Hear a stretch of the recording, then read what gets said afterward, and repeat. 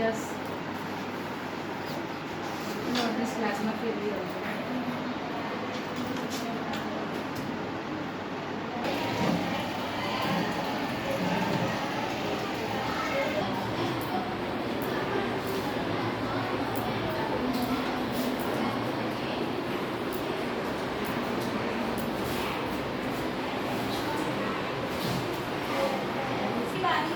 તમામ વિદ્યાર્થીઓને જણાવ્યું કે તારીખ 16/9/2024 સોમવારની રોજ ઈદ મેરાજની રજા રહેશે.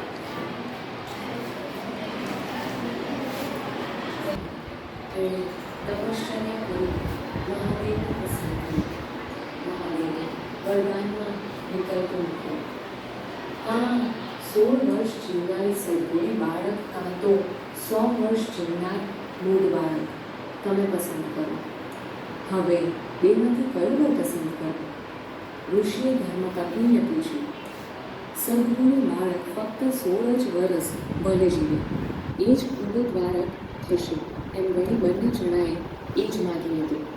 માર્કંડે જેમ જેમ પ્રમાણમાં થતો જાય તેમ મા બાપના વલણ મ્લાન થતા જાય. આખરે 16 વર્ષ પૂરા થયા. યુવાન માર્કંડે પૂજામાં લાગ્યું છે. દેવરાજ પોતાના પાડા પર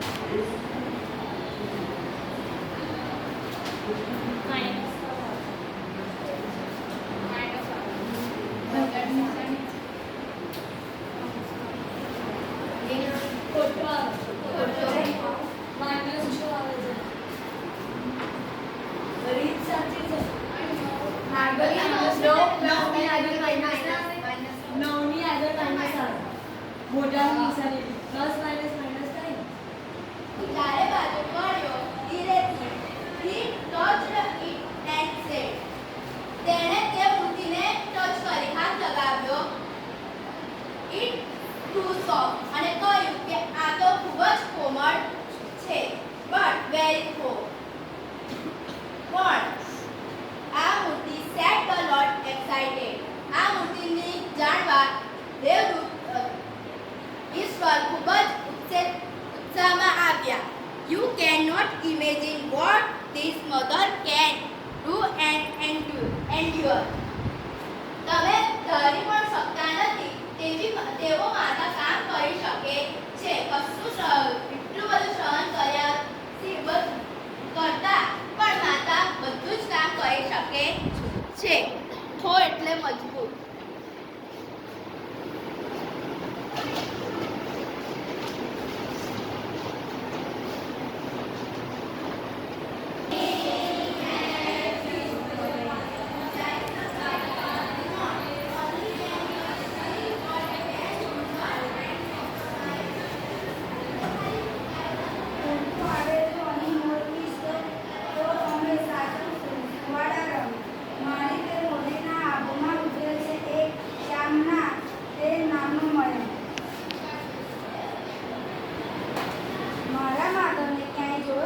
અહીં જો મોર પીંછ ઉડતો આવે તો અમે એના સુવાળા રંગને સાચવશું. મારી મુરલીના આબુમાં શ્યામના નામનો એક મયંક ઉગે છે. જળમાં એનું તેજ રેલ્યું એવું રેલાય તે હવે હરિહર પાતળમાં સંતાયા હોય એવું લાગે છે. મારા માધવને ક્યાંય જોયો છે?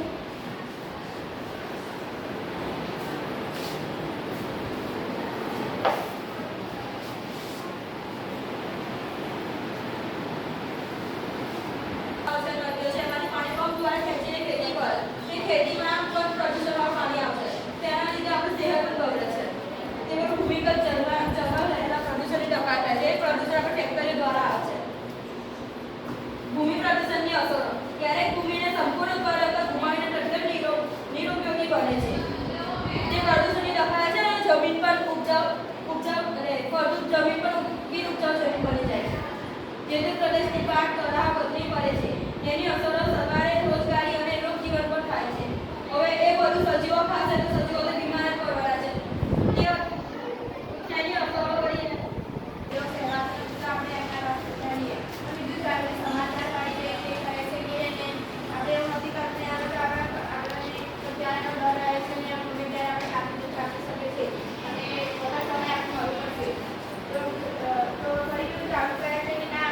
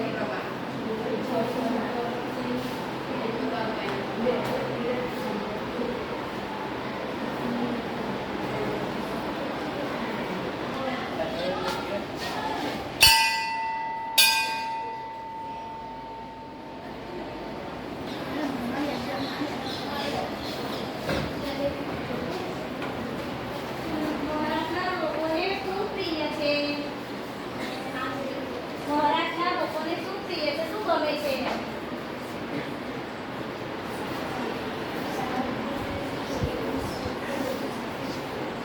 બાંધણી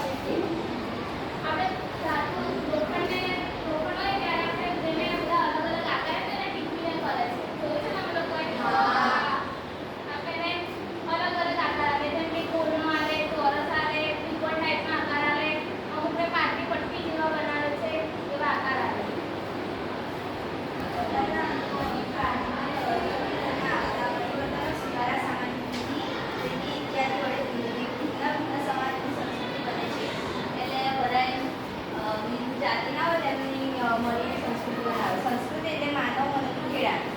આપણું માનવ મનનું ખેડાણ. અને તેમાં માનવ સમાજની ટેવો, મૂલ્યો, આચાર વિચાર, ધાર્મિક પરંપરાઓ, રહેણીકરણી વિશે જીવનને ઉચ્ચતમ ધ્યેય સુધી લઈ જતા આદર્શો સરવાળો એમ પણ કહી શકાય. ભારતીય સંસ્કૃતિનો વારસો એટલે એવી ઊંડી મૂડી હોય એ બધી વિગતો જમવામાં આવે. તો જો વેચાણ શામાં આવે? વેચાણ જમાવાની. હા, વેચાણ છે. પછી જો વેચાણ જમા આવે તો વેચાણ પરત ઉધાર બાજુ આવે. બરાબર?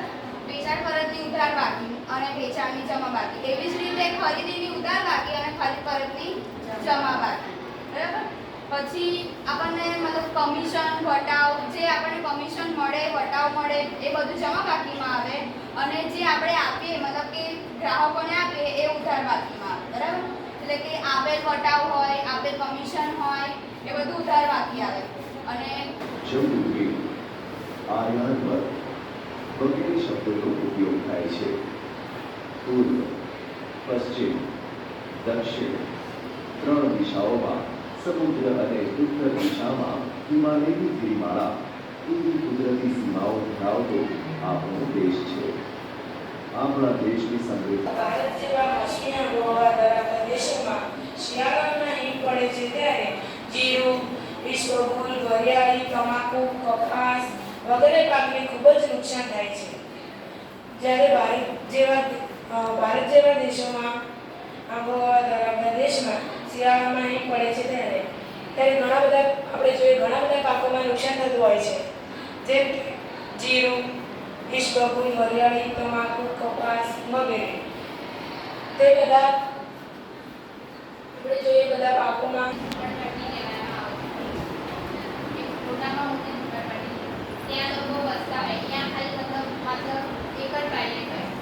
કેટલા 5,000 કે વધારે લોકો વસતા હોય ખાલી એક ટોયલેટમાં એના લોકો જાય તો એમનો હાલત તમે જોઈ શકો.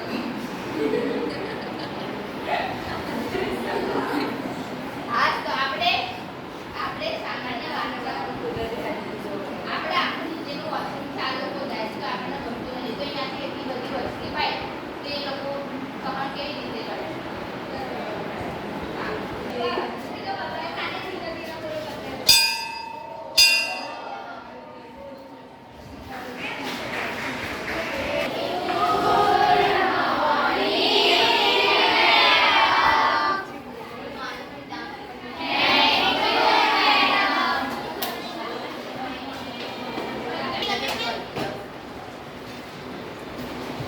ગણિતમાં બીજું ચેપ્ટર બહુપદ એ આપણે ભણ્યું.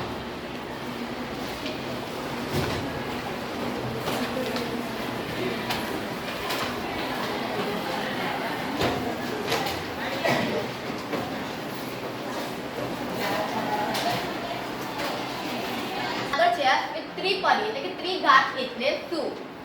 તો હવે કહો.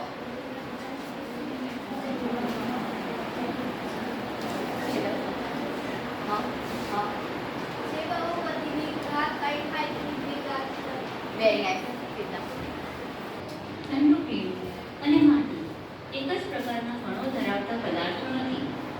કોઈ પૌષ્ટિક આહારમાં આપણે શું ખાવું જોઈએ?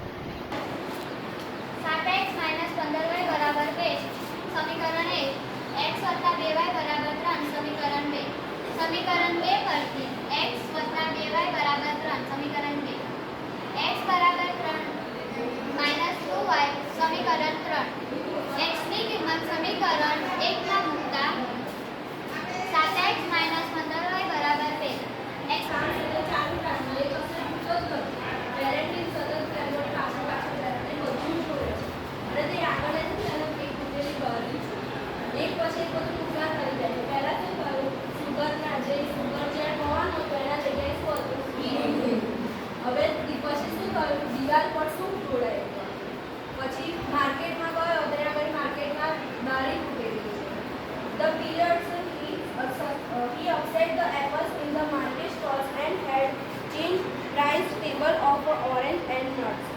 તે જે પાદરી હતો એ શાંત થઈ ગયો એકદમ શાંત હતો એમાંથી એક પાદરી હતો ને એકદમ શાંત હતો અને એને સફરજન હતા આપણે સફરજન બજારમાં જે ઊંચા હોદ્દાની પ્રાપ્ત વગેરેની જરૂરિયાતનો ભાવ છે સન્માન અને પ્રતિષ્ઠાની જરૂરિયાત એ ઉપરી કક્ષાની જરૂરિયાત કહેવાય આત્મસન્માન અને આત્મસિદ્ધિની પાંચમું આત્મસન્માન અને આત્મસિદ્ધિની જરૂરિયાત માનવી ઉપરોક્ત ચારે જરૂરિયાતો સંતોષાયા બાદ વ્યક્તિ આત્મસિદ્ધિ કે આત્મદર્શન પ્રાપ્ત કરવા મથે છે પ્રત્યેક વ્યક્તિ હંમેશા સિદ્ધિના શિખરો સર કરી ટોચ ઉપર બિરાજવા ઈચ્છતી હોય છે પોતાના કાર્યક્ષેત્રમાં પોતાનો ગર્વ અને સર્વોચ્ચ કક્ષામાં લેવાય અને પોતાના કાર્યક્ષેત્રને પોતાના પ્રતિજ્ઞામાં મહિમા ગવાય છે એટલે ઈચ્છા ક્રિકેટરમાં સચિન તેંડુલકર અભિનેતામાં અમિતાભ બચ્ચન અને ગાયક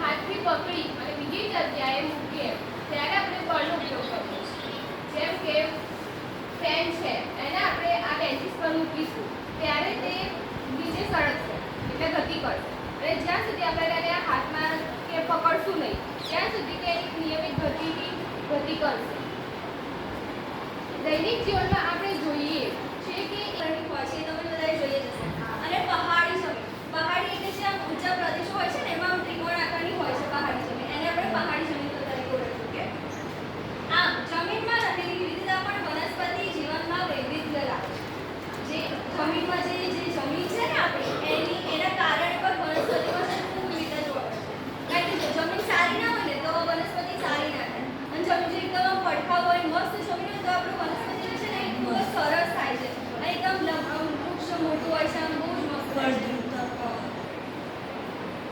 આને સમાંતર શ્રેણીનું વ્યાપક સ્વરૂપ કહેવાય છે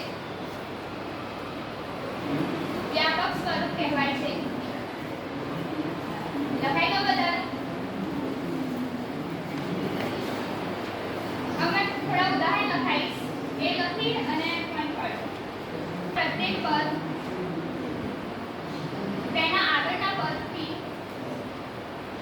તેના આગળના પદથી એક વધુ છે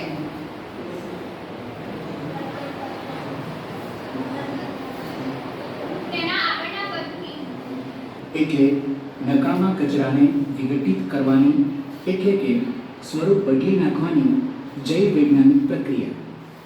દાખલા તરીકે શાકભાજી અને ફળ, જ્યારે કાચ, પ્લાસ્ટિક અને પોલિથીન વગેરે જે જૈવ વૈજ્ઞાનિક પ્રક્રિયાથી વિઘટિત કરી શકાતા નથી.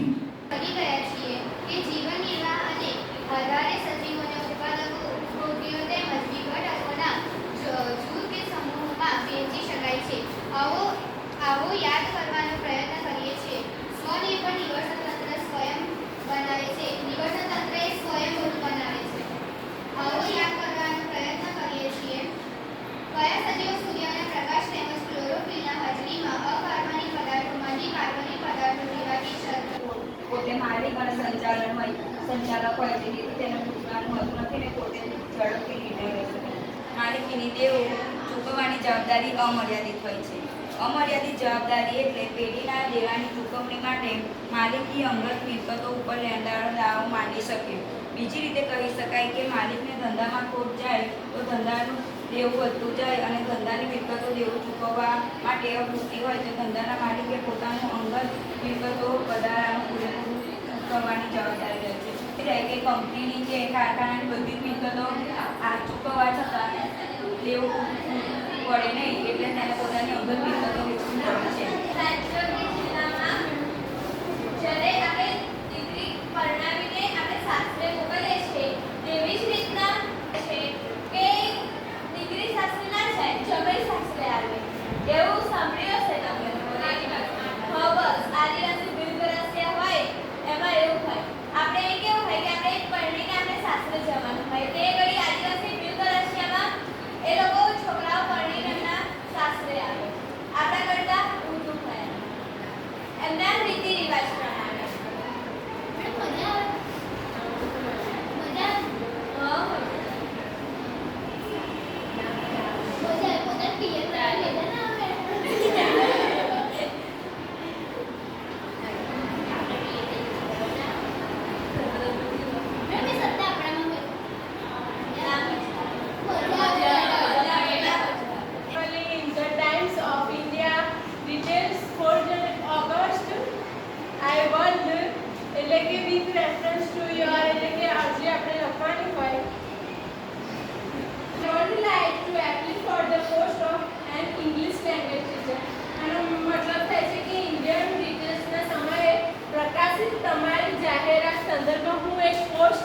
માટે અરજી કરવા માંગુ છું.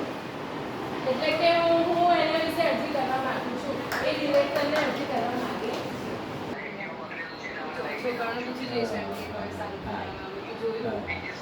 કશો વાંધો નહીં, તમે જ્યારે આવતા હા લઈ જઈશ ફરી લઈ જજો. એક્ટિવા બગડી છે, બાઇક લઈને આવું છું.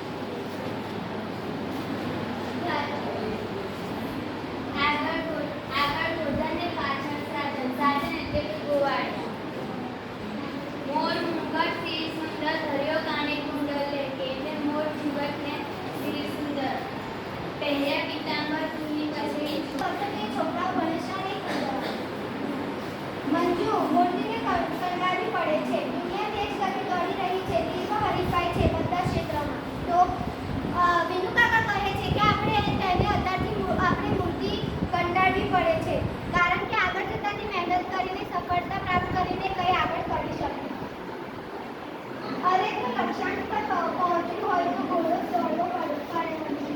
બિંદુકાળજી લક્ષ્યાંક પર મળીને હું નકલ કરવા લાગી. હું જ્યારે એ બરાબર કરવામાં સફળ થઈ ત્યારે હું ઉત્તેજિત થઈ ઉઠી. મને ખબર નહોતી કે હું ડોલનું સ્પેલિંગ કરી રહી હતી.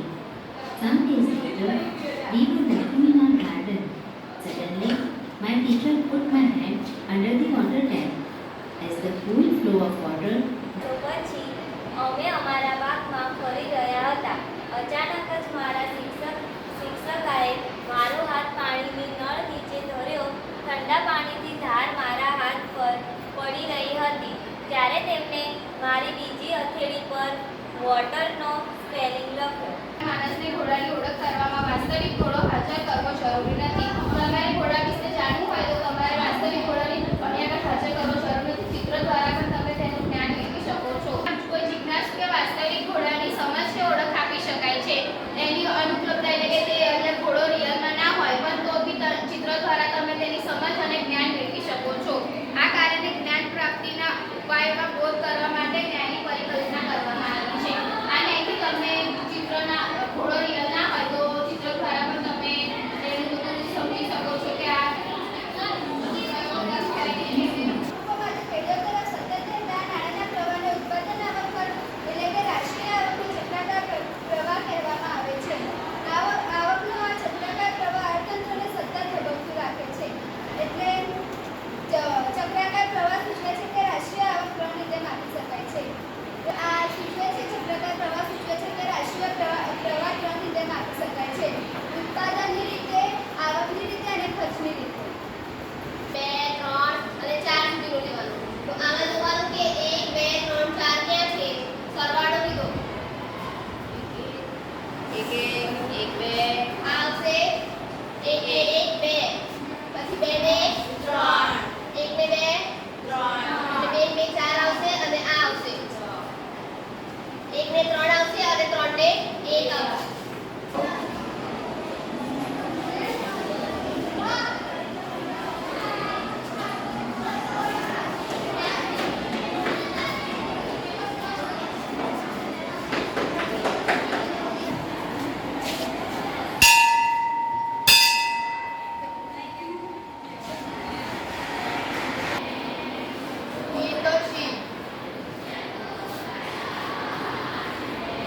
Girl to boy. Man to man.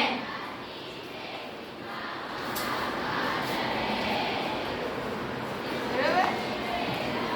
ચલો હવે જોવા આવું.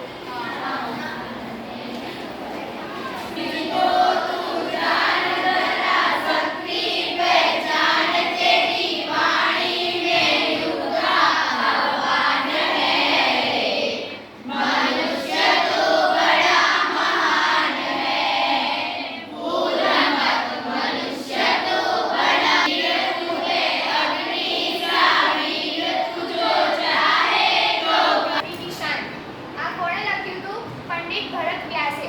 पंडित भरत व्यास जी हिंदी साहित्य प्रकारना जगत के जाने माने गीतकार थे. उनका जन्म राजस्थान के चारों नामक के सब में हुआ था. आपने कोई गीत काव्यों की रचना की है? आपकी गीत रचनाएं हिंदी फिल्मों में भी ली गई है. आपकी रचनाओं में विभिन्न प्राणियों में सौंदर्य कब देखा है? प्राणियों में सौंदर्य कब देखा है? जब वो એટલે કે જ્યારે તે ભૂખને સહન નહીં કરી શકતો ત્યારે કેવી હિંમત કરે, સંઘર્ષ કરે, ત્યારે કવિએ છે ને પ્રાણીમાં જો હિંમત દેખાય, સુંદર સૌંદર્ય દેખાય. જ્યારે બી કામ કરે ત્યારે સુંદર દેખાય. કેમ કે એને ભૂખથી મુક્તિ મેળવવી, એટલે ભૂખથી મુક્તિ મેળવવા માટે જે બી મહેનત કરે એ સુંદર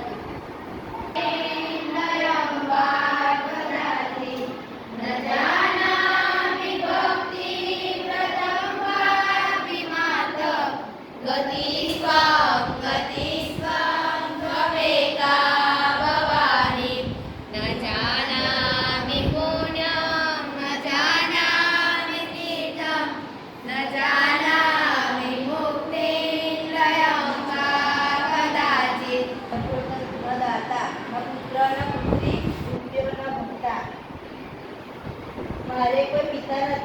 પિતા નથી, ભાઈ નથી, દાતા નથી, પુત્ર નથી, પુત્રી નથી, નોકર નથી, સ્વામી નથી, પત્ની નથી, વિદ્યા નથી, નોકર ધંધો પણ નથી. એ ભવાનીમાં તું એક જ મારું શરણું છે, તું એક જ મારું છે. અને એક્સ પર મેળવ્યા. પછી આપણે ગુણોત્તર મધ્યકનું સૂત્ર લખી જેમાં કિંમતો લખી પછી આપણે ગુણોત્તર મધ્યક મેળવ્યો. એ રીતે